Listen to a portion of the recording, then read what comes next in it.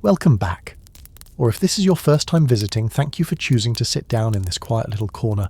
Tonight we'll travel back to ancient Egypt, a civilization famed for its pyramids, pharaohs and gods. Have you ever wondered, could you survive even one day there? No air conditioning, no clean water, no freedom of choice. If you enjoy stories that are both strange and sleep-inducing, stay a while. Let Sleeping History open the door through time and uncover why you might just give up halfway through your very first day in ancient Egypt. Welcome to ancient Egypt, the land of pyramids, pharaohs, and gods.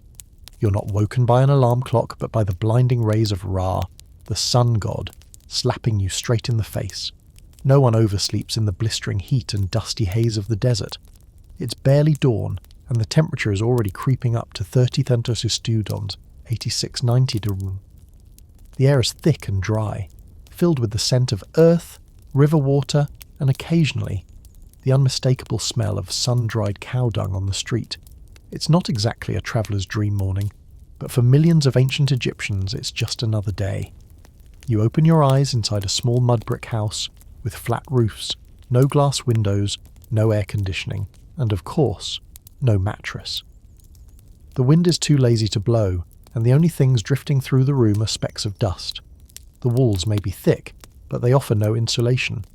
The ceiling is made from bundles of papyrus reeds, tied tightly to keep out the dust and the snakes. Yes, snakes. They too are looking for a cool place to hide. Your bed is a simple woven reed mat laid directly on the ground. Your pillow? A carved block of wood or stone curved just enough to support your neck. Minimalist in design, but let's just say not built for comfort. There's no fan, only a silent plea that Shu, the god of air, might take pity on you and send a passing breeze. Sometimes you wake up with tiny companions crawling on your feet, fire ants, fleas, or the occasional desert mouse. No need to scream, they're simply part of the morning ecosystem.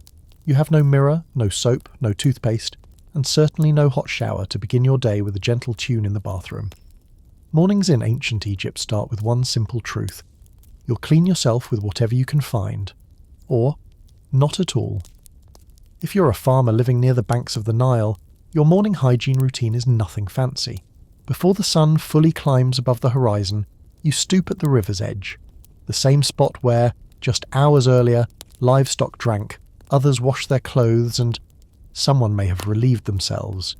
You scoop a handful of water, rinse your mouth quickly, and wash your face with what's known as the water of a life, though at times it's far from pure. Or you might just skip it altogether. Honestly, skipping it might be the better option. Without a toothbrush, ancient Egyptians sometimes used chew sticks, like the siwak twig. But in the Old Kingdom, these weren't common yet. Instead, people might rinse with water or chew fragrant seeds like cardamom to mask their morning breath. If you wanted to scrub your skin, there was no soap. Instead, you'd mix wood ash with water into a thick paste, then gently rub it onto your skin, like a form of natural exfoliation. Ash has mild antiseptic properties, and when combined with oil or water, it helped cleanse sweat and dust from the night's sleep. But like most ancient rituals, its effectiveness was only relative. And mirrors. You couldn't see your own face in the morning unless you had a privilege. The wealthy might own polished copper discs that worked like rudimentary mirrors. But if you were a commoner, the closest thing you had was water, and only on still mornings, when the Nile lay quiet and unbroken, could you catch a faint glimpse of yourself blending with the pale sky of dawn. That's why some people lived their entire lives never really knowing what they looked like. However, for the Egyptians, cleanliness wasn't just physical, it was spiritual. They believed a clean body reflected a pure soul, and that pleased the gods. Especially before entering temples or approaching sacred objects, one had to be ritually purified, not just out of respect, but to avoid offending the divine. You wouldn't find a toilet in most houses because they didn't exist. For the average person, meaning nearly everyone, relieving yourself wasn't a private act. It was a natural duty done in nature. When the early morning urge came, you'd grab a small clay jar and head out to the fields or to a quiet corner of the garden. That jar held your offering temporarily before being emptied into the fertilizer field, a designated patch of land used to enrich the soil, usually not too far from the village. There was no waiting for decomposition. Waste was simply spread around the base of plants, and the sun was left to take care of the rest. People believed that human waste could warm the soil, helping crops grow faster. Some ancient beliefs even associated the act with invoking the harvest, almost as if the stench was the most honest offering to the gods of agriculture. Of course, not everyone did this themselves. In wealthier households, servants handled the job. The rich might even have a small private room at the back of the house, called a sitting room, with a wooden chair featuring a hole in the centre. Beneath that hole was a ceramic pot, swapped out from time to time, but don't expect a flushing system. No showers, no toilets, just wind and discipline.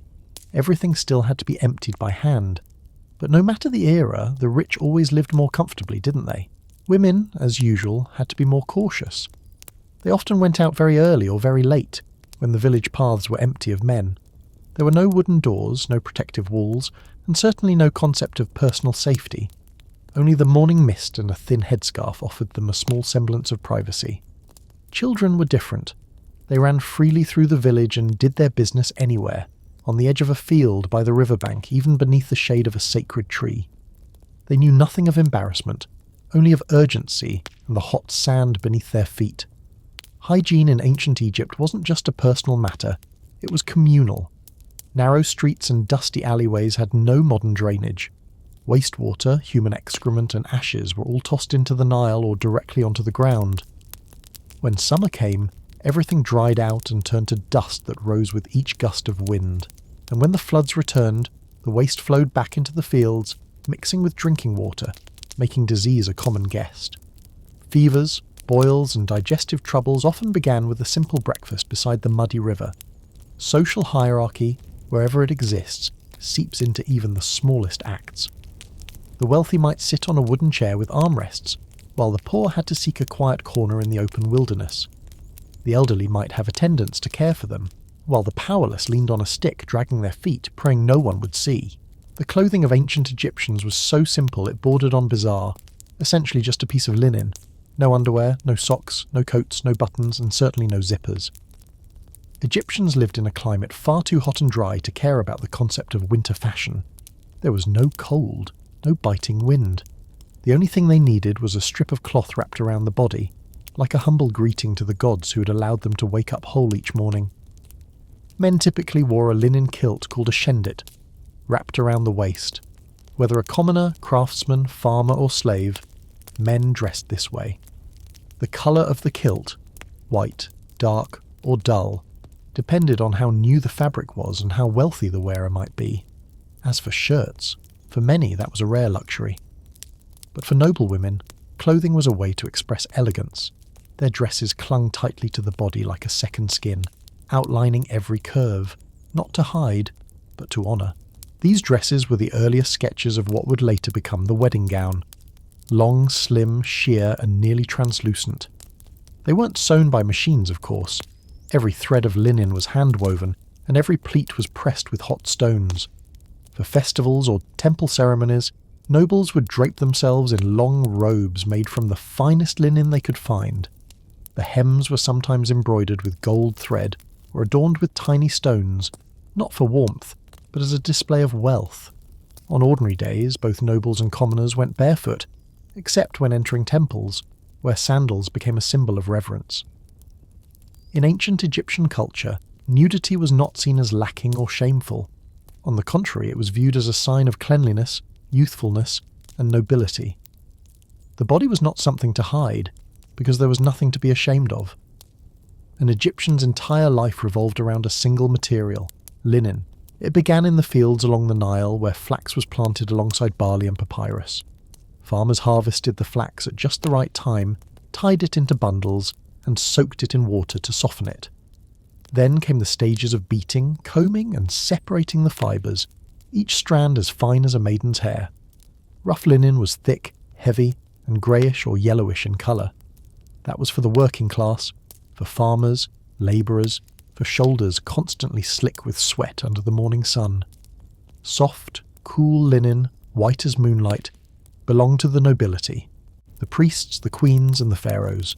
Their garments were light, modest, yet refined, just enough to say, "I am not like the others." The brightness of a garment wasn't just a symbol of purity, it was a quiet declaration of power. And slaves? They had no need for shirts, just a simple loincloth. No shoes, no head coverings, sun-darkened skin, cracked heels. Their bodies themselves were garments that society could read like a page, declaring their place at the bottom without needing a single word. Ancient Egypt, viewed from a broad perspective, was one of the civilizations with the simplest dress code in human history. And yet, it was also one of the civilizations where every single thread of fabric became a silent symbol of status. Shoes, if they existed at all, were typically made from leather or palm leaves, materials that were hard to come by, requiring craftsmanship and time to prepare. They were not meant for running, not for those fetching water, ploughing fields, or hauling stones. They were for the pharaoh, who never had to bow his head, for the priests, who entered temples perfumed with incense and emerged without a speck of dust on them, for the officials, who were carried in processions rather than walking on their own. Wearing shoes in Egypt wasn't about convenience, it was about symbolism. It said that you didn't need to work with your feet, that you were to be carried rather than walk. Shoes, like crowns, weren't for everyone. They were for those permitted to be seen, to be present. Ordinary people, from the moment they learned to walk until the day they lay down in death, went barefoot, across sand, across stone, along roads strewn with ash, manure, and dust. Their feet became the testimony of a lifetime of labour, praised by no one, but shunned by none. If you see someone in ancient Egypt wearing a stone bracelet or a scarab-shaped pendant, don't assume they were simply fond of ornamentation. To the Egyptians, jewellery was a form of protection. Every piece, whether a tiny statue of a god or a beaded charm bearing the eye of Horus, held power to ward off invisible forces, venomous snakes, curses, restless spirits, and evil energies. The wealthy wore the most, not just because they could afford it, but because they were the easiest targets for harm, envy, and even poisoning. Mornings in ancient Egypt didn't begin with coffee or yoga, only with hot sand beneath bare feet, a water jar on the shoulder, a gnawing hunger in the belly, and sunlight slipping through half-shut eyelids. In noble estates, the wealthy awoke amidst the faint scent of incense, sheepskin bedding, clean linen, and cool air gently released by a bowl of perfumed water, evaporating silently through the night. Before the sun reached the top of the reed stalks, breakfast would already be laid out in a courtyard tiled with cool bricks, soft bread made from whole wheat, golden wild honey stored in stone jars, plump dates freshly picked from the garden, and slices of fragrant dried duck. If the previous day's catch had been good, there might also be grilled goose liver sprinkled with dill. Filtered barley beer, clear and lightly fermented, was served in terracotta cups with simple monochrome patterns. Though no knives or forks were used, the diners never got their hands dirty.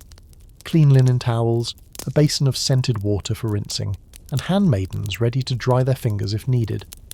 No one spoke much during the meal.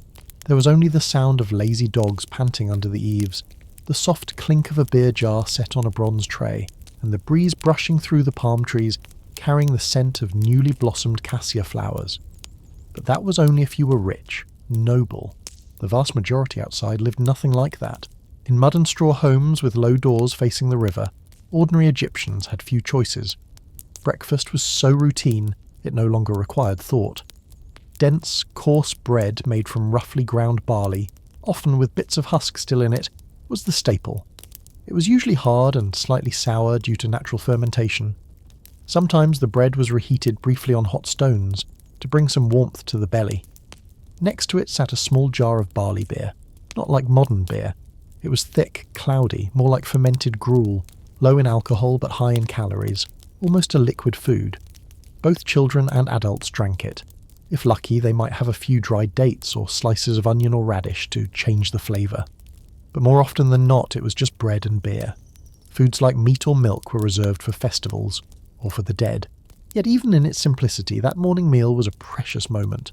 The family sat on the packed earth floor, passing the loaf hand to hand, chewing in silence, preparing to face the heat, the hunger, and the swarms of mosquitoes out in the papyrus fields. They weren't wealthy, but it was a rhythm of life that sustained a civilization for thousands of years. For slaves, there was no such thing as breakfast. The day began before the rooster crowed. While others still slept, they had to wake one another with a gentle tug, silently slipping bare feet onto the cold ground. There was no food set aside for them. Only when working in the granaries, kitchens or fields did they have the chance to accidentally lick a pot, sneak a spoonful of thin bran porridge, or sip a bit of yeasty beer dregs to dull the hunger. Occasionally, if the master was too distracted with other matters, they were allowed to pick up crumbs fallen from the dining table, but just as often, for a single stray crumb, a reed whip would lash their backs without warning or explanation. Hunger was the default state. It clung like a shadow, following them through every hour. Many learned to hold their breath when passing by the kitchens or to avert their gaze from the beer jars to avoid temptation. For them, the sunrise held no promise of new life. It was merely the signal for another stretch of labour, long, heavy, and offering no hint of relief. Not far from there, in a dry region bordering the desert, massive stone blocks, each weighing several tons, moved silently. Not by magic, not by divine power, and certainly not by machines. They moved by the hands of builders, men born to serve the eternity of the pharaoh. The pyramid, symbol of power and immortality, did not rise from prayers. It was raised stone by human effort. Each block was placed on a wooden sled, with oil or water poured underneath to reduce friction. With ropes over their shoulders, men dragged the stones forward, one agonizing step at a time, under a sun that scorched like fire. They worked nearly naked, wearing only simple linen loincloths. Fine stone dust got into their eyes, their noses, their lungs. Sunlight poured down on their backs, blistering their skin, burning their flesh. Every slowdown meant a whip strike. Overseers allowed no weakness. Time did not wait, and the pyramid had to be completed, whether by blood, by flesh, or by bone. Behind the village, away from the towering stones and echoing whips, unnoticed shadows moved, ancient Egyptian women. They carried no weapons. They sat on no thrones, but they were the ones who kept families and society running. Each morning they fetched water from the Nile, washed clothes using ash or fermented urine, stomping them clean with their feet. There was no soap, no washboards, only their calloused hands. They ground grain by hand, pressing and sliding 2 heavy stones for hours. By noon, they kneaded dough, built fires, baked bread, mended clothes, tended children. Each day a relentless cycle that ended only when the house was quiet and the hearth fire died out. Below even them were the slaves, nameless, rightless, restless. They were woken by the crack of a whip, forced to do everything. Carry stones, haul corpses, scrub floors, fetch water. No one carved their names into stone. They vanished from history as if they had never lived at all. All of them, from farmers, women to slaves, lived under the unyielding gaze of the god Ra. His light offered no escape, not from labour, not from duty, and not from the weary life of the common people. In ancient Egypt, justice did not come from the scales of Maat, but from class. From the moment one was born, fate was etched in stone like the pyramids themselves. Those born at the bottom would remain there forever. At the top stood the pharaoh, a being in human form yet divine. Below him were the priests, who held rituals in their hands, spells on their tongues, and their eyes fixed firmly on the tax ledgers. Next came the nobles and officials, living amidst fields, slaves, and banquets of goose meat in exchange for absolute loyalty. Beneath them were builders, craftsmen, architects, skilled but never free. They were raised to serve, never to dream of rising. And at the very bottom were the commoners and slaves, the nameless, the forgotten. No one spoke of climbing the ladder. No one dreamed of it. There was no public education, no pathway to promotion, no dream, except the fleeting sleep in a sweltering night. The only thing that could change one's fate was death, where the soul, if carefully mummified and properly prayed over, might be reborn in the afterlife. But even mummification was a privilege. The poor, if lucky, were simply wrapped in reed mats and cast adrift. Noon was when the sun scorched everything, including you. To cool down, the Egyptians would splash water on their house walls, hoping to shave off a few precious degrees. As the water evaporated, a fleeting breath of cool air brushed the skin and vanished, like a promise never meant to stay. When sweat poured down in streams, they turned to fragrance. There were no deodorant sticks, but everyone had a small vial of scented oil, extracted from lavender, frankincense, or lotus, to dab onto the neck, armpits, and the nape of the neck. Not to eliminate odours, but to mask them. Surviving the midday heat was an art of aroma. The nobility elevated this into a ritual. They wore wigs made of flax fibres, coated in beeswax infused with perfume. In the morning the wigs smelled divine. By noon the wax would melt, dripping down their shoulders like teardrops made of perfume. Their whole body became a walking candle. But no one complained. It was the price to maintain elegance under a 45-degree sun. The peasants did not have such luxuries. No wigs, no scented oils, only a cloth tied around their foreheads, bare feet on cracked earth, and eyes gazing toward the Nile, where they hoped a breeze might pass by. The heat, as if wrung directly from the blazing fingers of the sun, God himself, poured down on every rooftop. And while people tried to hide in the shade, wrapped in the lightest cloth they could find and bathed in ancient scents, Egypt kept on living. Under the scorching midday sun of ancient Egypt, while the nobles had already retreated into the cool shade, there were still people working silently by the riverbank. They weren't ploughing fields, nor building temples. They were doing laundry, but not with clean water, with fermented urine. This pungent mixture was considered a natural gift, rich in ammonia and capable of bleaching linen, the most common fabric of the time. The washers, often slaves or the poor, soaked their hands in that acrid liquid for hours. They scrubbed, stomped, wrung, and hung the cloths out to dry. Sweat, urine, and the heat rising from the stones blended into a smell that was indescribable. While the upper classes used sacred water from the temples to wash their garments, commoners had only home-produced liquids. Passers-by would hurry past the washing areas, covering their noses, avoiding eye contact, but everyone knew, without those silent hands no one would be able to wear a clean garment to the temple or the market. It was the smell of status, of endurance, and of a society that made use of everything, even what others wanted to throw away. In the burning heat of Memphis or Thebes, noon was not just a time of rest, it was the hour of absolute order. On the roads leading to the Karnak temple or the noble estates, guards stood motionless like statues. They didn't need to speak. Just a glance, a subtle movement of the hand resting on the spear, was enough to make a commoner turn away. A farmer wandering into the city without a clear reason, suspicious. A woman without a water jar, or not accompanied by a male relative. Forbidden from entering the market at noon. Children, not allowed to play near the temple or the sacred lotus ponds of the priests.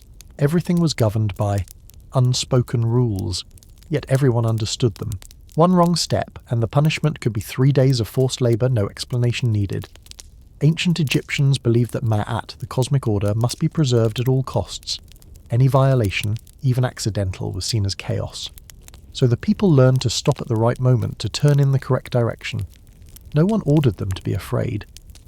But it was that oppressive silence, draped over the midday heat, that was the heaviest chain of all. Among the ancient civilizations, Egypt was one of the few places where women were respected in a surprisingly progressive way.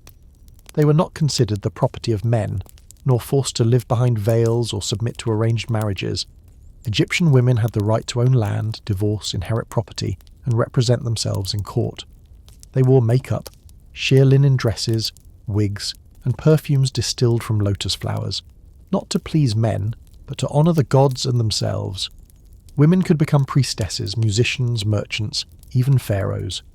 Hatshepsut, Egypt's most famous queen, ruled as a true king, wearing a crown and even a false beard like her male counterparts. Although not entirely equal, in the world of the Nile and the desert women were never hidden. They stood at the centre of temples, markets and homes, naturally and with self-possession. Children in ancient Egypt lived like half angels, half miniature adults. They often wore no clothing until around the age of 6, bare-skinned under the sun, barefoot on the sand, joyfully playing along the Nile. Their heads were shaved, leaving only one distinctive side braid called the lock of childhood, a symbol that the child still belonged to the protection of the gods. Though mischievous and pampered, children were taught early to respect order and divinity. Sons of noble families learned to read and write on papyrus, studying the ancient texts of their ancestors. Daughters learned to sing, dance, and manage the household, preparing to become homemakers or temple performers. There was no such thing as a standard childhood like we know today. Children were considered part of the labour force, helping to carry water, babysit, clean the house, or assist their parents in the fields. but they also played with clay dolls, wooden balls, or simple hoop-throwing games. The most special thing, children in Egypt were seen as sacred parts of the cosmos, needing careful guidance so as not to disrupt Ma'at, the principle of universal balance. A naughty child didn't just embarrass their parents, they displeased the gods. The ancient Egyptians lived near the Nile River, a river that brought life but also became the source of many silent diseases. They could build pyramids and paint vibrant murals on temple walls, yet they could not escape parasites, diarrhea, skin infections, and chronic pain. The Nile was a sacred lifeline, nourishing fields, sustaining millions of souls across generations. But that same water carried bacteria, parasitic worms, and unseen intruders. In many rural areas, people drank untreated water, did their laundry, and bathed in muddy tributaries filled with silt. Diseases like filariasis, hookworm infections, and schistosomiasis, bilharzia, were widespread, leading to swollen limbs, intestinal disorders, kidney failure, and long-term suffering. In addition, the desert sands and fine dust that constantly blew into food wore down Egyptian teeth to the gums. Mummies still bear the traces of gum disease, tooth abscesses, severe cavities, and even sepsis from bacteria entering through infected teeth. The sun, glorious Ra, the great god, shone over all of Egypt, but its intense light brought thousands of cases of eye disease. Trachoma, a bacterial infection caused by Chlamydia trachomatis, was rampant in the dry, unhygienic conditions of the time. Children were especially vulnerable, particularly those living in mud brick homes with no windows, cohabiting with livestock. When infections worsened, people would wash their eyes with copper compounds, wine, and honey. Crude remedies, but sometimes effective thanks to their natural antibacterial properties. Beyond chronic illnesses, Egypt also faced outbreaks of mysterious plagues. Some ancient texts describe episodes of hot and cold fevers, bleeding from the nose, and terrible vomiting, likely equivalent to malaria, cholera, or typhoid. These diseases spread through contaminated water, flies, or person-to-person contact in overcrowded cities like Thebes and Memphis. Illnesses were believed to be caused by the anger of the gods or possession by evil spirits. Thus, healing was not just a matter of medicine, but also of ritual. Priests performed exorcisms, sometimes slaughtering chickens or snapping the neck of a dove before the altar of Sekhmet, the lion-headed goddess of war and healing. Despite the toll of disease, ancient Egypt was one of the first civilizations to establish a structured medical system. The Ebers, Papyrus, and Edwin Smith. Papyrus are among the most famous medical texts of ancient Egypt, documenting over 700 treatment formulas for ailments ranging from sore throats and broken bones to gynecological conditions.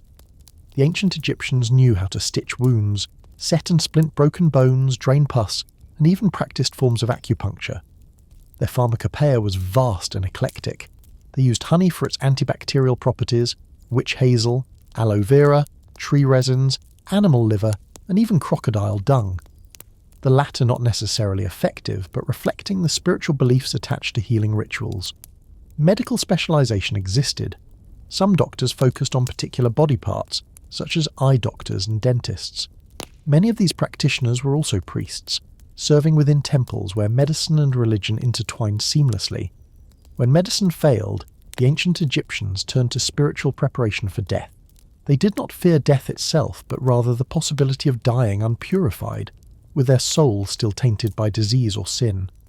Therefore, rituals of cleansing, mummification, and prayers became essential pillars of their society. In tombs, mummies have been discovered alongside amulets meant to ward off disease, and inscriptions pleading with the gods to drive away the breath of death. In ancient Egyptian culture, death was not the end. It was merely a threshold to another form of existence, one that was eternal and everlasting. For the soul, K, and the personality, Biam, to reunite and continue life in the afterworld, the body, the earthly vessel of the soul, had to be preserved intact. From this belief emerged the sacred art of mummification, not merely a technique of preservation, but a deeply spiritual religious ritual, rich in symbolism and divine reverence. Mummification was not for amateurs. It required medical knowledge, skill in handling corpses, and a deep understanding of spiritual rituals. The person who carried it out, often referred to as a mummifier, was considered a kind of priest, acting as both a doctor and a sorcerer. The first stage was drying the body by covering it completely with natron, a rare natural salt with moisture-absorbing and antibacterial properties. This process lasted nearly 40 days. The body had to be rotated regularly in the natron to ensure every part was completely dehydrated. Next, the internal organs were removed through an incision in the abdomen. The stomach, liver, lungs and intestines were cleaned and placed into 4 canopic jars, each protected by a deity, for example, Duamutief, protector of the stomach, and Hapi, protector of the lungs. The heart, believed to be the seat of will, emotions and morality, was usually left inside the chest, unless the deceased was deemed wicked, in which case the heart was removed to prevent the soul from entering the afterlife. Finally, the body was perfumed, filled with linen and resin to maintain its shape, and wrapped in hundreds of meters of white linen. Between the layers were amulets, illustrations of deities, and magical spells taken from the Book of the Dead, a collection of scriptures meant to guide the soul through the challenges of the afterlife. Although many assume only pharaohs were mummified, in reality many nobles, priests, and even wealthy commoners were willing to spend great sums to prepare for death. Ancient Egyptians believed that anyone could enter eternity, as long as their body remained intact and the proper rituals were performed. Interestingly, animals were also mummified, as they were seen as incarnations of gods or loyal companions to humans. Cat mummies were dedicated to the goddess Bastet, crocodile mummies to Sobek, the god of the Nile, and ibis mummies to the god Thoth. Hundreds of thousands of animal mummies have been found, with some temples solely dedicated to mummifying cats or worshipping mummified crocodiles. The chief embalmer never performed the incision himself. That task was reserved for an anonymous assistant, since touching a corpse was considered impure in Egyptian belief.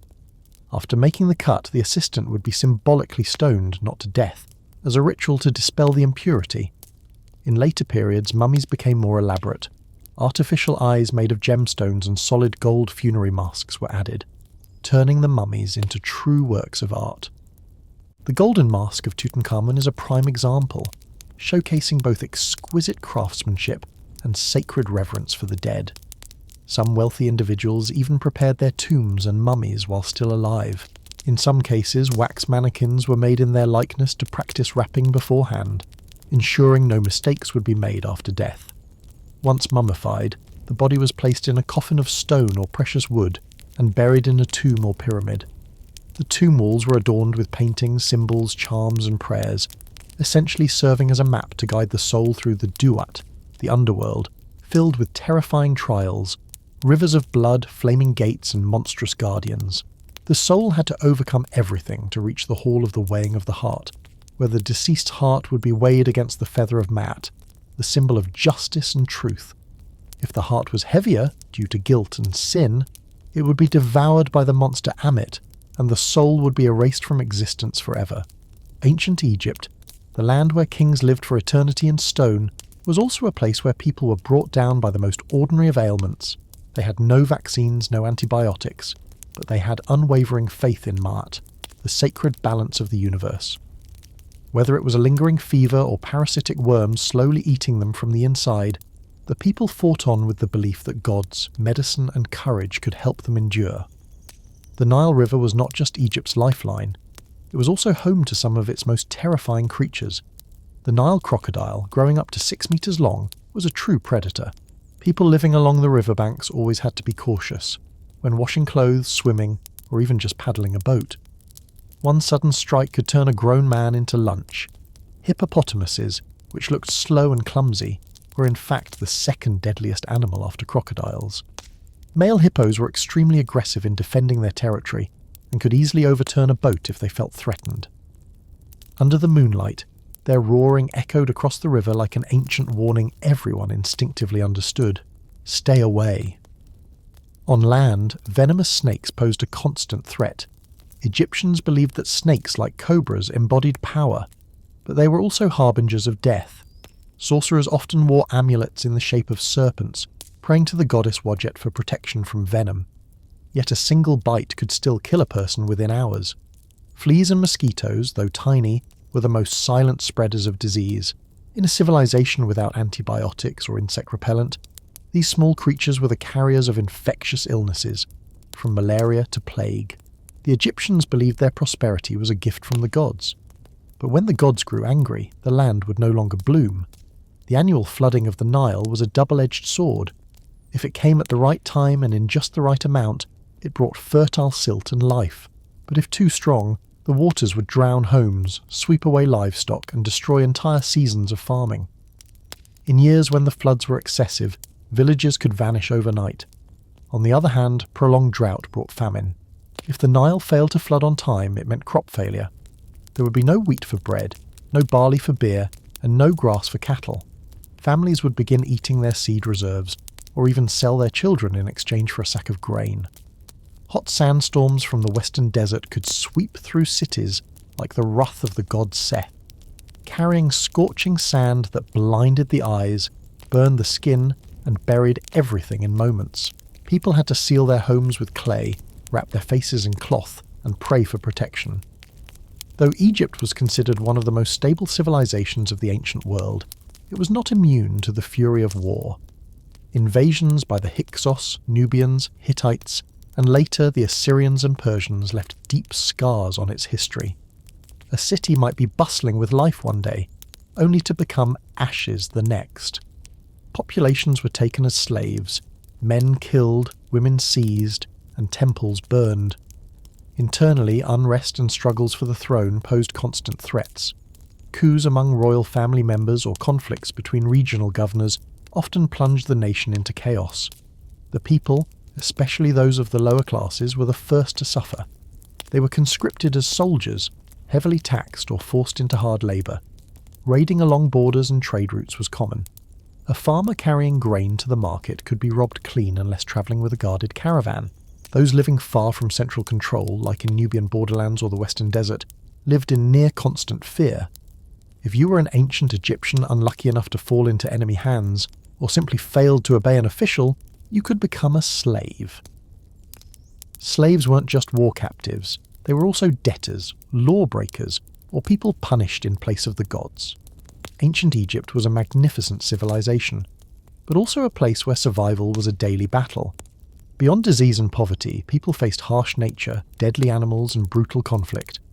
In that world, every day alive was a triumph, and every night spent under starlit desert skies was a divine gift. As the sun dipped behind the golden dunes, ancient Egypt transformed into an entirely different world. The clinking of tools stopped, and the pyramid builders no longer toiled under the blazing sky. Everything sank into darkness, but within that stillness, rituals began, and so did fear. The ancient Egyptians did not view nighttime as simply another part of the day. They believed the sun god Ra was beginning his perilous journey through the underworld, Duat. Each night, Ra sailed across this shadowy realm aboard his solar boat, forced to battle the monstrous serpent Apep, the embodiment of chaos and darkness. If Ra failed, the light would not return with morning. Because of this, people often kept oil lamps burning through the night, chanting protective spells to help Ra prevail. In some villages, they placed tiny statues of Ra on their windowsills, a silent reminder that the sun would rise again if their faith remained strong. Without electric lights, Egyptian nights were so dark that you could hardly see your own hand in front of your face.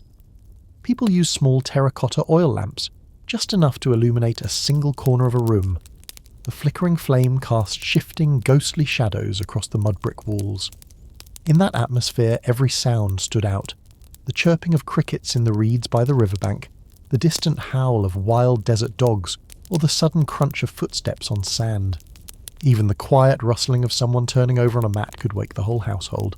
The ancient Egyptians were deeply afraid of the dark, not just because of wild animals, but because they believed the spirits of the dead returned at night. They thought that demons, restless souls, or unquiet ghosts could roam the earth after sundown, slipping through cracks in the door or invading their dreams. To protect themselves, they hung protective amulets at the entrance, often in the shape of scarabs, a symbol of rebirth, or the Eye of Horus to ward off evil. Statues of the god Bez, a dwarf with a grimacing face, were commonly placed at the head of the bed to drive away nightmares. Elders often went to sleep early, while children were lulled to sleep with mythological stories about Anubis, the jackal-headed god who protected the dead, or Nut, the goddess of the sky who swallowed the sun each evening and gave birth to it again every morning. Sleeping wasn't as simple as lying down. People prayed, placed protective amulets beneath their pillows, and avoided pointing their feet toward the west, the direction of the land of the dead. Sleep was seen as a temporary death, so no one went to bed without leaving something sacred nearby. The Egyptians held dreams in high regard. They believed the gods used dreams to give guidance, deliver warnings, or offer prophecies. There were even dream interpretation books that recorded common dreams and their meanings. In fact, pharaohs had special scribes who recorded their dreams each morning. Some dreams were even used to inform state policy. In rural areas, wild creatures like stray dogs, hyenas, or snakes posed real threats. People used wood or stones to barricade their doors, and some scattered ashes or salt around the floor to block the path of evil spirits. Even so, nighttime was also a sacred time. Temples often held midnight prayer rituals. At the Temple of Osiris, the god of the dead, memorial rites were conducted in complete darkness, accompanied only by chanting and the rich scent of incense. Evening in ancient Egypt was far from dull or silent. It was a stage for sacred rituals, a place where fear and hope coexisted. In the faint glow of an oil lamp, the ancient Egyptians were not only facing the darkness outside, but also confronting the darkness within. If you've made it this far, congratulations. You've just survived a full day in ancient Egypt, not with the crown of a pharaoh or the glow of a pyramid, but in the most humble form, sun-darkened hands, bare feet on hot earth, and a heart still beating for the little things, a bowl of warm grain, the familiar silhouette of a loved one sitting nearby. Ancient Egypt was never just about mummies and mythology. It was in the sighs on boats laden with papyrus, the soft lullabies whispered by straw piles, and the hopeful gaze toward a sliver of moonlight in the dry season wind. And yet life endured, quietly, but with unwavering strength. When speaking of ancient Egypt, one cannot help but think of the pyramids, and among them, the most famous is the Pyramid of Khufu, also known as the Great Pyramid of Giza.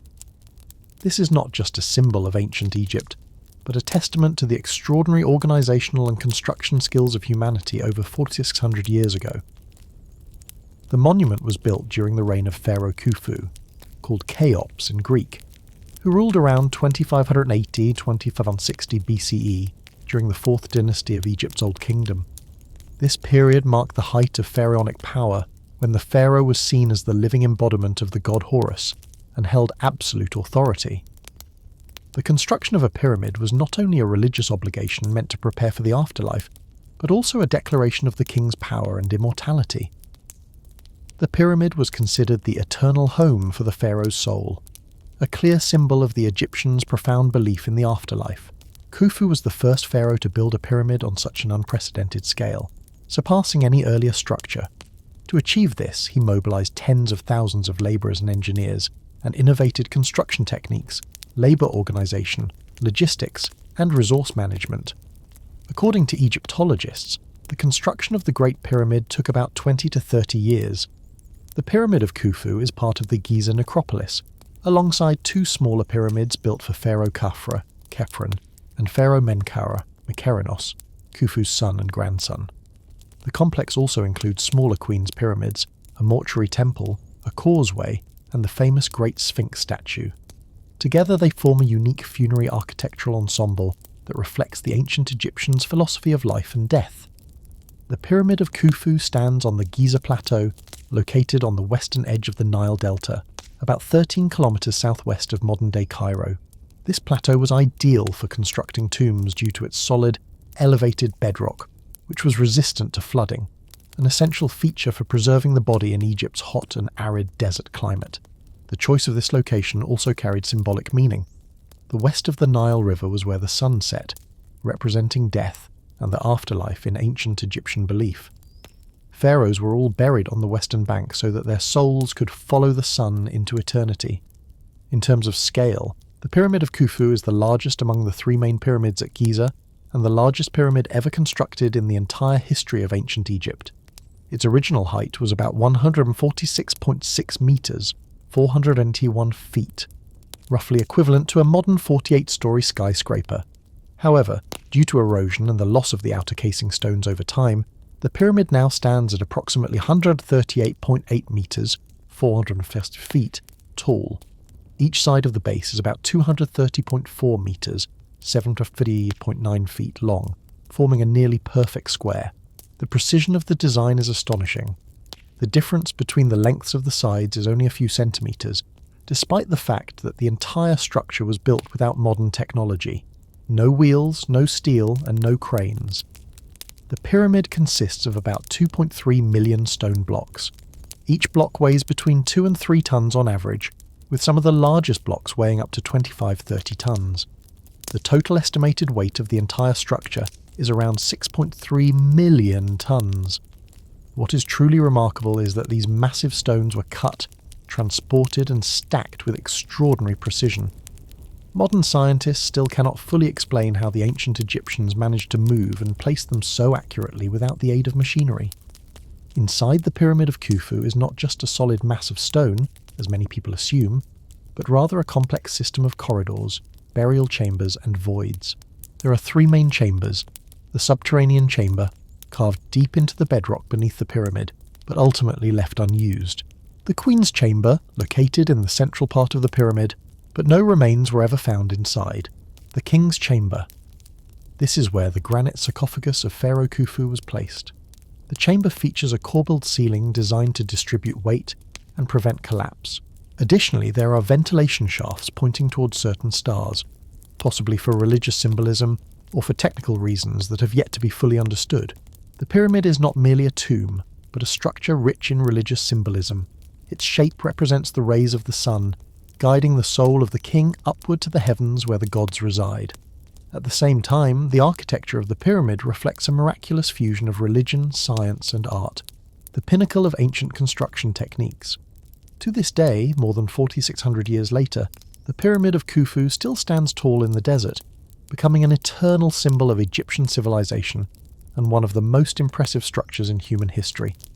The Pyramid of Khufu is an extraordinary testament to the engineering brilliance of the ancient Egyptians, people who lived over 4,500 years ago yet created a monument that continues to astonish modern scientists. They had no steel, no wheels, and no cranes, and yet they erected a colossal stone structure nearly 150 metres high, with precision down to the centimetre. One of the greatest mysteries of the Pyramid of Khufu is how the ancient Egyptians managed to transport and lift those massive stone blocks, some weighing tens of tons. The limestone and granite blocks weren't readily available nearby. Many were quarried from Tura and Aswan, located hundreds of kilometres away. The most widely accepted theory today suggests that the Egyptians used sledges to drag the stone blocks over wetted sand. Pouring water over the sand reduced friction and prevented the stones from sinking, employed levers and primitive wooden pulleys to maneuver and reposition the stones, constructed a system of inclined ramps surrounding or spiralling around the pyramid to haul the stones up to higher levels. Some ancient drawings even depict ramps made of mud brick and clay, which could be reused during the building process.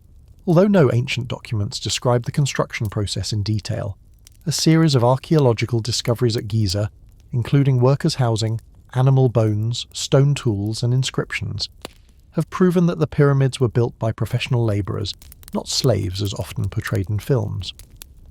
One of the most astonishing aspects to archaeologists is the mathematical and astronomical precision involved. Each side of the pyramid's base measures approximately 230.4 metres, yet the difference in length between the sides is less than 5 centimetres. The pyramid is aligned almost perfectly with true north, off by less than 0.05 degrees, making it more accurate than many modern structures. The internal corridors, ventilation shafts, and burial chambers are brilliantly designed to distribute the immense weight, thousands of tons, above them. Even modern architectural feats sometimes fall short of this level of accuracy and perfection. The pyramid's conical shape allows for even pressure distribution across its 4 corners. Some modern experts believe that even if the Pyramid of Khufu were dismantled stone by stone, its structure would retain its shape thanks to a clever stone-locking technique. The blocks were placed in an interlocking zigzag pattern that resists slippage and withstands pressure. According to ancient records, the Papyrus of Wadi al-Jarf, a foreman named Mera left a diary describing the transportation of limestone from Tura to the Giza construction site, using waterways and sledges. This suggests that the construction process was extremely well organised, with a large-scale logistics system. It is estimated that around 20,000 to 30,000 skilled labourers worked on the project for nearly 20 years. They were well fed, lived in a nearby construction village, and were organised into specialised teams. Some hauled stone, others cut or measured, others built, and others supervised. Under their hands, each stone was placed not just through physical strength, but also through devotion and reverence, for they were building the eternal resting place of a king, a living god. The Pyramid of Khufu was not simply a massive stone tomb. For the ancient Egyptians, it was a gateway between the earthly world and the eternal realm, a symbol of immortality and the sacred order of the universe. According to Egyptian beliefs, each person consisted of a body and a soul. Upon death, the soul required a place to reside, a preserved body to journey into the afterlife. Thus, the pharaohs were not only meticulously mummified, but also required an inviolable tomb. That tomb was the pyramid. In Egyptian culture, everything had to follow Ma'at, the concept of divine order, justice, and balance. Aligning the pyramid with true north and adhering to precise geometry was not just technical mastery, but also a spiritual act of honouring the sacred cosmic order. The pharaoh was seen as the embodiment of the god Horus in life, and became Osiris in death. The pyramid served as a place of transformation, where the king would leave the mortal world to unite with the gods and attain immortality. Through the millennia, the Pyramid of Khufu has become the symbolic image of ancient Egyptian civilization. Although the smooth white limestone casing that once covered it was stripped away during the Middle Ages to build Cairo, its massive core still stands tall in the desert. It stands as a testament to the intellect, skill, and social organisation of ancient Egypt, their profound belief in the afterlife, a culture that did not merely live for the present, but spent decades preparing for death, and as the only surviving wonder of the seven wonders of the ancient world, a marvel that continues to command awe from modern humanity. And the man who built the Great Pyramid of Giza was Khufu, known in Greek as Cheops, one of the most prominent pharaohs in the history of ancient Egypt.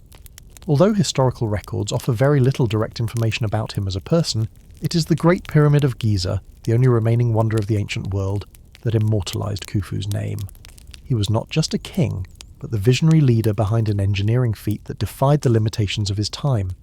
To understand Khufu's stature, we must look back at the period during which he ruled, the era known as Egypt's Old Kingdom, circa 2686 to 2121 BCE.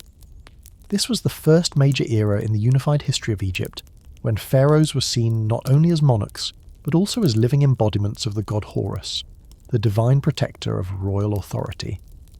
Old Kingdom Egyptian society was highly organised and strictly hierarchical. At the top stood the pharaoh, a divine ruler with absolute power, followed by high officials, priests, engineers, and administrators, who oversaw vast numbers of farmers, craftsmen, and labourers. This period also marked a leap forward in both architectural innovation and state administration. The pyramid was more than a tomb. It was a political and religious symbol, a monument to the divine power and eternal status of the king. Khufu reigned approximately between 2589 and 2566 BCE, during Egypt's fourth dynasty, one of the most glorious and stable periods of the Old Kingdom. His father, Pharaoh Sneferu, was renowned for constructing three pyramids, the Bent Pyramid and the Red Pyramid at Dahshur, and another at Meidum, most of which later collapsed. Sneferu was the first pharaoh to successfully build a true smooth-sided pyramid, initiating a stone tomb arms race that would define royal construction for generations. Thanks to the technical advances made under Sneferu's reign, Khufu inherited a remarkably solid foundation, from labour management and state resource control to advanced techniques for transporting and precisely placing massive stone blocks. He stepped into power with a strong empire, a capable bureaucracy, and a massive labour force at his disposal. And from that foundation, Khufu went further than any before him. He didn't just build a pyramid, he built the largest, tallest, and most precisely aligned pyramid in the entire history of ancient Egypt. His true Egyptian name was Khufu, written in hieroglyphs as Hotfu, which may translate to "he who is protected by the god Khnum." In Greek historical accounts he became known as Cheops, a name that sounds more mythical than human. His name appears within a cartouche, the sacred oval enclosing royal names, carved into stone walls, temple reliefs, and deep within the burial chambers of his pyramid. Khufu did not emerge alone in the desert. He was the product of a powerful dynasty with a rich tradition of construction. His father was Pharaoh Sneferu, a creative king who built 3 pyramids, including the Bent Pyramid and the Red Pyramid, pioneering works that laid the foundation for Khufu's later wonder. Sneferu is remembered as a ruler of kindness and ingenuity, a stark contrast to the cold image later generations associated with Khufu. His mother was Queen Hetepheres the Furon, an important figure in the royal family. Her tomb, discovered near the Great Pyramid, contained many valuable items, serving as clear evidence of the royal splendour of Khufu's dynasty. His son, Jedefre, succeeded him on the throne. It's also possible that Khafra, who built the Great Sphinx, was either his son or grandson, continuing the royal tradition of creating immortal monuments. A curious fact, almost no statues or reliefs of Khufu have survived. There are no grand portraits, no dedicated temples. The only confirmed image of him is a tiny ivory statue, less than 8 centimetres tall, found in Abydos, the sole depiction that archaeologists agree is authentically his. A king who built a 146-metre-high wonder, and yet only left behind a figure the size of a pinky finger. This raises the question, who was Khufu? A cruel tyrant, or a misunderstood engineering genius? Most of the negative image of Khufu comes from the Greek historian Herodotus, who lived over 2,000 years after Khufu. In his Histories, Herodotus claimed that Khufu was a despot. He shut down the temples, forbade the people from making offerings to the gods, and forced tens of thousands into labour to build his pyramid. When he ran out of money, he even forced his own daughter into prostitution to raise more stones. The tale is drenched in drama, evoking the image of a tyrannical pharaoh straight out of a Hollywood film. But today, modern historians question the accuracy of this account. Why? Because Herodotus arrived in Egypt more than 2 millennia after Khufu's time and relied heavily on oral traditions, which are prone to exaggeration and distortion. There is no archaeological evidence supporting claims of slave labour in the construction of the pyramids. On the contrary, the discovery of tombs near the pyramids suggests that the workers were skilled labourers, well cared for and buried with honour. The temple closures? No contemporary records from Khufu's time mention such actions. While Herodotus may have crafted the perfect villain for a Greek narrative, reality might tell a very different story. Khufu may have been proud, decisive and technically demanding, qualities essential for organising thousands of workers, planning a project that defied the limits of its time, and overseeing the placement of stone blocks weighing tons with millimetre precision. There is no evidence that he was a cold-blooded king, but the strict demands and immense scale of his project have led later generations to portray him as a tyrant. As always, history is not black and white. It is a vast grey area between legend and reality. The Great Pyramid of Giza, as mentioned earlier, was built by Pharaoh Khufu around 2580 BCE at Giza, near present-day Cairo. It is the greatest architectural marvel of ancient Egypt. Originally standing at 146.6 metres tall, now about 138 metres, the structure consists of around 2.3 million limestone blocks, each weighing between 2.5 and 15 tons, with a base that is almost perfectly square, 230 mkwas, 230 and. Constructed over roughly 20 years, the pyramid was built not by slaves, but by skilled workers who were well compensated. It was intended as a royal tomb, though Khufu's mummy has never been found inside. During Khufu's reign, circa 2089 to 766 BCE, ancient Egypt reached not only the height of architectural innovation, but also witnessed significant transformations in religious thought. The pyramid, Khufu's most iconic legacy, was not merely a physical tomb, but a spiritual symbol of immortality. According to ancient Egyptian belief, the pharaoh, after death, would become a divine star in the sky, often associated with the North Star, a symbol of permanence and eternity. They believed the pharaoh's soul would ascend to the heavens via an eternal stone staircase, and the pyramid was the physical manifestation of that staircase. Later inscriptions would even describe the pharaoh flying like a falcon to unite with Ra, the sun god. A key ideological concept during Khufu's reign was the supreme status of the king. The pharaoh was not a mere mortal. He was the living Horus, the falcon god who ruled the earth, and the son of Osiris, god of the afterlife. In both ritual and political life, Khufu represented cosmic order, Ma'at. and any act against him was seen as a disruption of sacred balance. Under Khufu, the cult of Ra, the sun god, began to rise in prominence. While the worship of Ra existed earlier, it was during Khufu's time that his influence began to dominate. In later dynasties, like those of Sahur and Nusair, sun worship became a state religion, but its seeds were sown during Khufu's reign. Some scholars suggest that the westward orientation of the Great Pyramid, toward the setting sun, clearly reflects the connection between death and Ra, the sunset marking the beginning of the soul's journey into the afterlife. In essence, the worldview during Khufu's reign was a fusion of human absolute power with divine immortality. That is why the structures from his era, even without detailed inscriptions, exude an enduring sacredness. When people think of Khufu, they often focus only on the magnificent Great Pyramid. But his reign extended beyond a single monument. The entire Giza complex includes not just the main pyramid, but also mortuary temples, valley temples, smaller pyramids for queens, and 2 solar boats buried in stone pits, vessels meant to carry the pharaoh across the night sea to the afterlife. One remarkable structure is Khufu's solar boat, discovered in 1954 in a sealed stone pit beside the pyramid. Over 40 metres long and made entirely of Lebanese cedar, the boat was assembled with wooden joints, without a single nail. Despite being over 4,000 years old, it remains intact today, showcasing the Egyptians' extraordinary craftsmanship. Politically, while few direct records survive, archaeology indicates that Khufu's reign was one of stability and development. Constructing the pyramid required a tightly organised central government, capable of managing labour, logistics, and national resources over decades. This implies that Khufu maintained social order and agricultural productivity, vital in a society dependent on the Nile's seasonal floods. Moreover, during Khufu's reign, the white limestone quarries at Tura and the granite mines at Aswan were heavily exploited for royal construction. Inscriptions on quarry walls mark the presence of royal expeditions. Additionally, archaeological evidence from the Sinai Peninsula and Nubia, southern Egypt, now Sudan, suggests that Khufu expanded trade and resource acquisition, either through expeditions or semi-formal trade networks.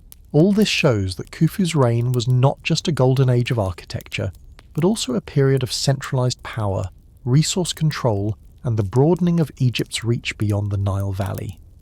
The pyramid's symbolism far surpasses its original role as a tomb. For millennia, it has become an icon of mystery, power, and immortality. Cultures from the Middle East to the West have borrowed the pyramid's image for religious architecture, secret society emblems, and works of speculative fiction. In the minds of billions, from scientists to poets, tourists to filmmakers, the pyramid remains a symbol of something beyond human limits. And Khufu, though personally obscure, was the one who planted the seed of that symbol. Khufu left no diary, no lengthy inscription boasting of achievements. He built no personal temples, led no massive military conquests. He didn't tell stories, he let stone speak for him. The Great Pyramid is a man-made mountain, more enduring than any praise, outliving all legends, and more expressive than any ancient text. It is a cathedral of organisation, a feat of physics, and a declaration of power, not just of an individual, but of the civilization that built it. In a world where empires rise and fall, where pharaohs' names are buried in sand, Khufu remains, not through words, but through stone.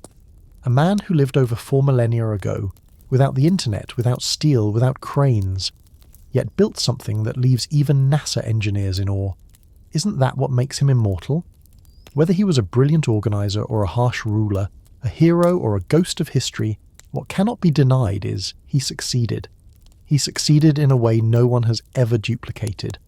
A pharaoh like Khufu comes only once in history, then silently watches as future generations stare up at his creation in awe and admiration. In the world of ancient Egypt, where death was the gateway to eternity, Khufu did not merely pass into immortality, he built it. In ancient Egypt, where the sun scorched golden sands and the Nile flowed gently through fertile valleys, beauty was not merely a matter of appearance, it was a concept intimately tied to the cosmic order, Mut, to purity, balance, and the very idea of eternity. For the ancient Egyptians, beauty was sacred, a gift from the gods, and at the same time a way for humans to show reverence to the divine. Egyptians did not judge beauty solely by youth or allure. They highly valued harmony, cleanliness, and proportion. In their art, from monumental statues to wall paintings, people were often depicted with ideal proportions, delicate features, kohl-lined eyes, smooth skin, and jet black hair. This was not exaggeration, but rather the ideal they strove for in daily life. Cleanliness was of utmost importance. In a land of dust and harsh sunlight, maintaining a fragrant and tidy body was considered both a social and religious standard. People bathed daily, often several times a day if they could, using water from the Nile or from stone basins in their homes. To the ancient Egyptians, beautifying oneself was not just about drawing attention from others. It was also a religious duty. A clean, fragrant, and well-groomed body was believed to please the gods, thereby attracting divine blessings. Before entering a temple, people typically washed their faces, bathed, applied fragrant oils, and dressed in clean garments. Additionally, the preservation of beauty was connected to the afterlife. It was believed that the soul would continue to exist after death, and that a well-preserved, fragrant, and beautifully adorned mummified body would help ensure a good life in the world beyond. Members of the upper class, such as ladies of the royal court, priestesses' wives, or temple virgins, often had radiant, smooth skin, carefully braided long hair, and wore scents made from rare essential oils like blue lotus, myrrh, or frankincense. Their clothing also served as a statement of status. Thin white linen dresses, hand-embroidered tops, and jewellery made of gold, lapis lazuli, or emerald were all meticulously chosen and matched.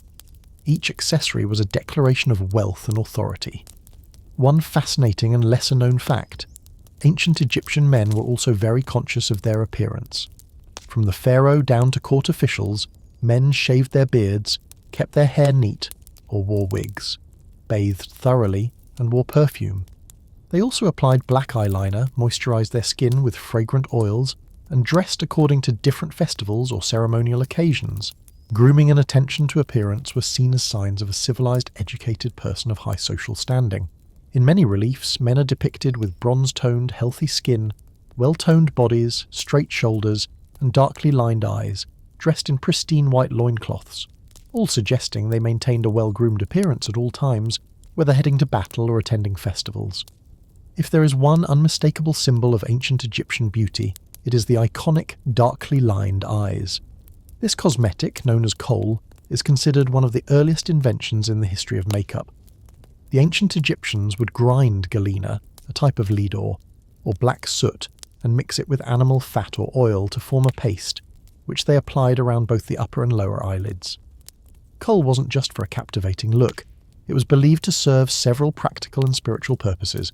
It reflected the harsh desert sunlight, reducing glare and preventing eye inflammation. It repelled insects like flies and mosquitoes, notorious disease carriers. It warded off evil spirits and protected against the evil eye, a crucial belief in their religious system. Men, women, and even children used kohl, not merely for beauty, but as a sacred shield for both body and soul. While the ancient Egyptians didn't have the broad cosmetic colour palettes we enjoy today, they were incredibly resourceful with natural materials. Eyeshadow. They crushed malachite, a green mineral, to create deep green eye makeup. Green was associated with rebirth and protection from evil.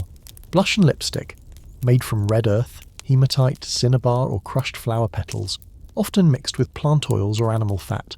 Deep crimson lipstick was especially favoured by the nobility, even though some versions contained toxic ingredients. A reminder that beauty sometimes came at a cost. Unlike modern ideals that often celebrate the natural look, ancient Egyptian women favoured boldly enhanced appearances. Vivid blush and dramatic eyeliner were considered attractive and sophisticated, while today's perfumes might be seen as tools of seduction. For the ancient Egyptians, fragrance was a sign of purity and divine connection. They blended fragrant resins, incense, blue lotus oil, cinnamon, rose, and other precious tree saps to create solid perfumes, aromatic beads, or scented oils. Special perfumed cones made of scented fat were worn on the head. As they melted slowly from body heat, they released delightful aromas throughout the evening. Fragrance wasn't merely about attracting men, it signified cleanliness and favour from the gods. Even mummies were perfumed, to ensure the deceased entered the afterlife with a pleasing scent. Hair, for ancient Egyptian women, was more than just a matter of appearance. It was a symbol of social status, personal hygiene, and religious observance. Due to the intense heat and the risk of lice, many women, and men, shaved their heads to stay clean. But this didn't mean sacrificing beauty. On the contrary, they invested in elaborate wigs, much like modern haute couture. In ancient Egyptian life, wigs were not just simple beauty accessories. They were clear markers of social rank, personal elegance, and essential components in religious rituals and formal banquets. Women, men, and even upper-class children owned at least one wig, often several, reserved for different occasions. Wigs in ancient Egypt were meticulously crafted, often from real human hair collected from multiple individuals to create thick, strong, and long locks as desired. In addition, materials such as wool, palm fibres, flax, or specially treated plant fibres were also used to substitute or combine during the wig-making process. Wig styles were highly diverse and artistically designed. The hair was often braided into intricate patterns, creating symmetrical and elegant shapes. Decorative accessories such as colourful beads, gold or silver chains, and imitation pearls were frequently added, especially during religious ceremonies or public appearances. The nobility often possessed large, long, heavy and extremely elaborate wigs, showcasing their wealth and power. In contrast, commoners, due to limited financial means, might only use simpler wigs or forego wigs altogether, opting instead for shaved or short practical hairstyles. Regardless of social status, hair care, whether real or artificial, was regarded as an important aspect of personal life. The hot, dry, dusty desert climate made personal hygiene a major concern for the ancient Egyptians. Many people, including women, chose to shave their heads to prevent lice and maintain cleanliness.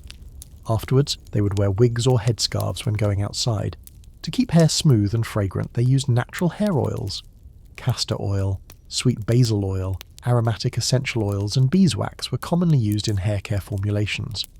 These mixtures not only helped maintain the wig's style, but also nourished the real hair underneath, keeping it strong and soft.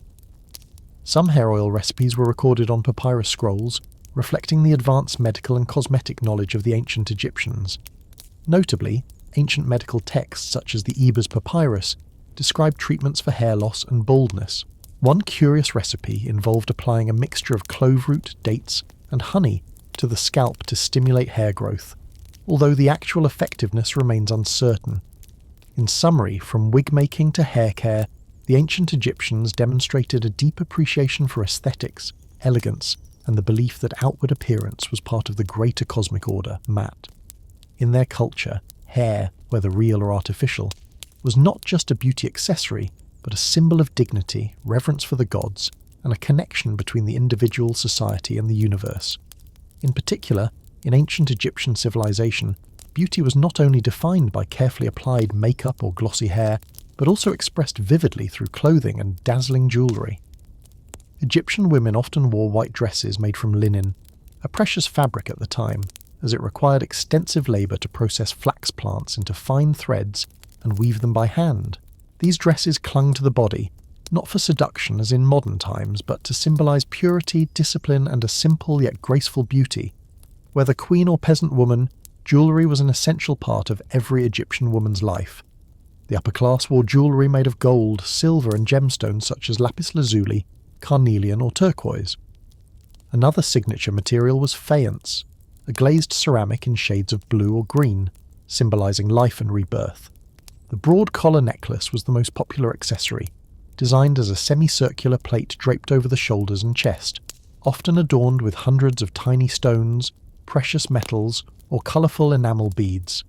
In addition, women wore bracelets, rings, earrings, belts, and occasionally elaborately decorated hair ties or headbands. Jewellery wasn't just ornamental, it carried profound spiritual significance. Each gemstone or carved symbol on a piece of jewellery was believed to possess its own mystical power, to ward off evil, protect the wearer from curses, attract good fortune, or show devotion to the gods. For example, lapis lazuli, a deep blue stone with golden flecks, represented the night sky and divine power. It was often used in the adornments of priestesses and queens.